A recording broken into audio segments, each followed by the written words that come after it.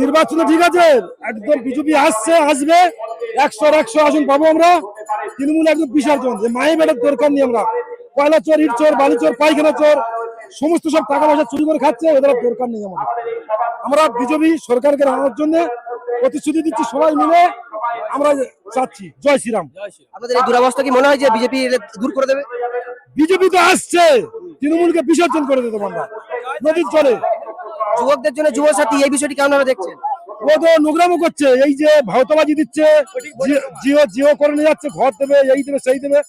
ভোটটা হয়ে গেলে দিদি এরা মূলে তুলে দেবে। আপনারা কি ঘর প্রকল্প কোনো কিছু পেয়েছেন? না, কিচ্ছু পাইনি। ছিটে বেড়ার ঘর আছে বাবা। এই বিজেপি করে 5 বছর ঘর ছাড়া হয়, কলকাতা এসেছি, সেখানেই থাকি এখন, গ্রামে উঠতে পারিনি।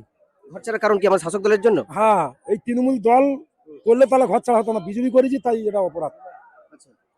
রাজনীতি আমার ব্যক্তিগত স্বাধীনতা, আমি বিজেপি করবো কি করবো সেটা আমার ব্যক্তিগত স্বাধীনতা। বিজেপি ভালোবাসি তাই বিজেপি করেছি, তাই জন্য বাড়ি ছাড়া। 26 নির্বাচনে কি মনে হচ্ছে পরিবর্তন হয়ে যাবে? একদম পরিবর্তন হয়ে যাবে। জয় শ্রীরাম। মানুষের ভিড় কোথায়? মানুষের ভিড় কোথায়? মানুষের ভিড় বিজেপিতে। হ্যাঁ, জয় শ্রীরাম।